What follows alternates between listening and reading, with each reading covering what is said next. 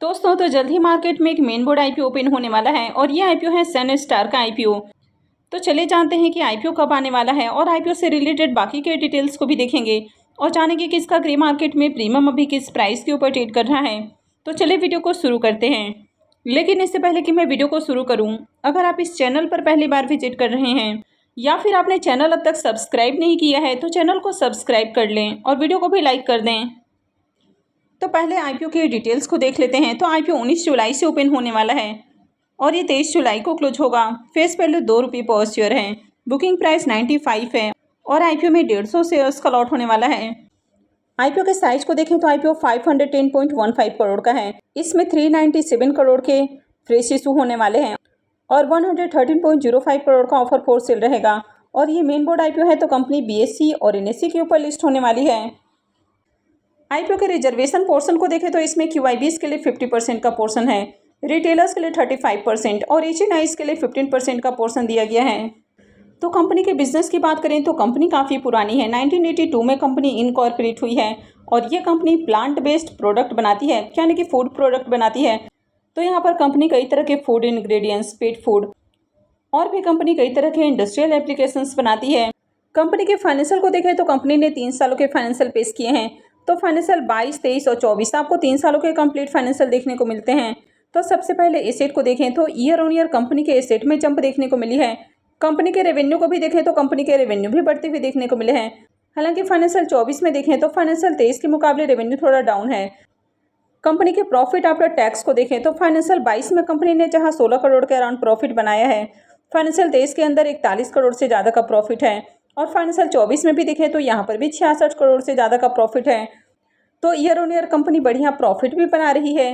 Company के net worth को देखें तो कंपनी के नेटवर्थ भी कंटिन्यू इंक्रीज हुए हैं और अगर कंपनी के रिजर्व को भी देखें तो कंपनी के रिजर्व भी साल दर साल आपको बढ़ते हुए देखने को मिल रहे हैं। कंपनी के अगर बोरोइंग्स को देखें तो कंपनी के बोरोइंग्स भी इंक्रीज हुए हैं, लेकिन कंपनी के ऊपर ज़्यादा डेट नहीं है। अभी कंपनी के ऊपर 127 करोड़ के अराउंड आपको डेट देखने को मिलता है। तो कंपनी के पास देखें तो काफ़ी अच्छा रिजर्व है, यानी कि कंपनी के पास जितना कर्ज है उससे कहीं ज़्यादा कंपनी के पास रिजर्व है। और कंपनी आईपीओ से जो फंड रेज करने वाली है तो उसमें से भी कुछ पैसा कर्ज के भुगतान के ऊपर खर्च करने वाली है। तो आगे कंपनी का कर्ज भी कम होने वाला है। तो ओवरऑल कंपनी के फाइनेंशियल को देखें तो कंपनी का फाइनेंशियल बढ़िया देखने को मिल रहा है। कंपनी के मार्केट कैप को देखें तो 1731 करोड़ का मार्केट कैप है, यानी कि स्मॉल कैप साइज की कंपनी है। आरओई को देखें तो आरओई 30.92 का है, तो आरओई अच्छा है। आरओसी भी देखें तो 24.43 का है, तो ये भी काफ़ी अच्छा है। डेट टू इक्विटी रेशियो 0.5 का है, यानी कि बहुत हेवी डेट नहीं है कंपनी के ऊपर। रिटर्न ऑन नेटवर्थ को भी देखें तो ये भी 30.92 का है, तो ये भी अच्छा है। और पैट मार्जिन 6.17 का है, तो पैट मार्जिन थोड़ा कम देखने को मिल रहा है, लेकिन ओवरऑल देखें तो कंपनी के फाइनेंशियल आपको अट्रैक्टिव देखने को मिल रहे हैं। इसके पी मल्टीपल को देखें तो पी मल्टीपल 19.98 का है, तो कंपनी बहुत सस्ते प्राइस के ऊपर नहीं आई है, लेकिन प्राइस बहुत ज़्यादा ओवर वैल्यूड भी नहीं रखा गया है। आईपीओ के ऑब्जेक्टिव की बात करें कि कंपनी आईपीओ के जरिए जो फंड रेज करने वाली है तो उसका यूज़ कहाँ करेगी, तो सबसे पहला ऑब्जेक्टिव हो जाता है कैपिटल एक्सपेंडिचर।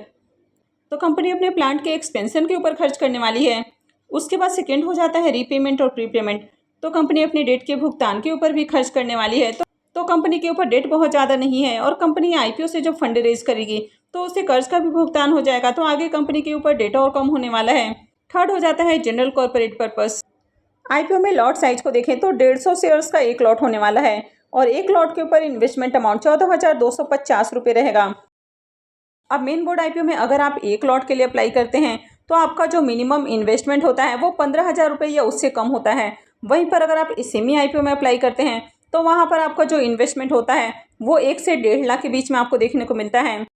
तो मेन बोर्ड आईपीओ में आप लिस्टिंग के बाद चाहे तो 1 या 2 शेयर्स के अंदर भी बाई सेल कर सकते हैं, लेकिन इस सेमी आईपीओ में आप 1 या 2 शेयर के लिए बाई सेल नहीं कर सकते हैं।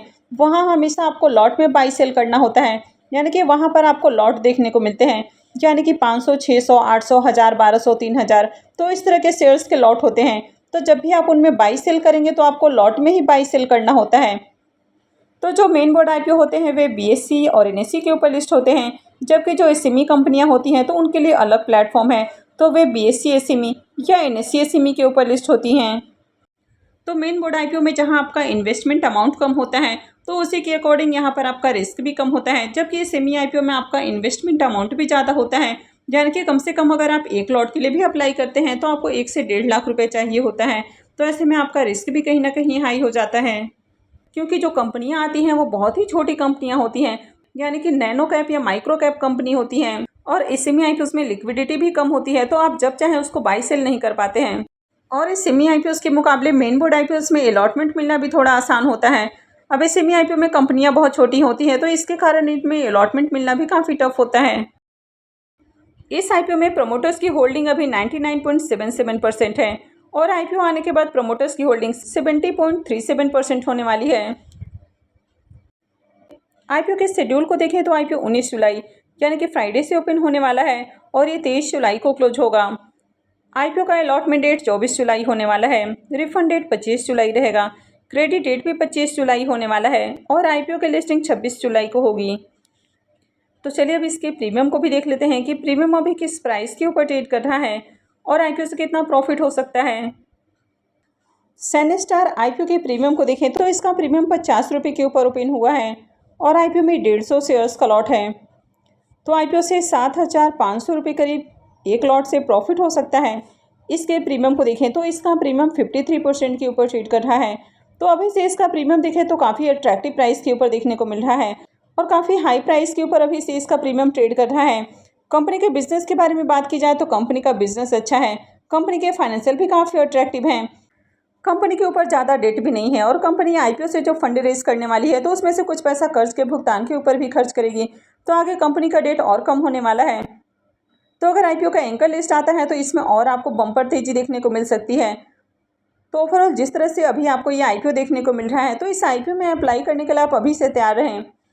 तो इसका प्रीमियम अभी से काफ़ी हाई प्राइस के ऊपर देखने को मिल रहा है।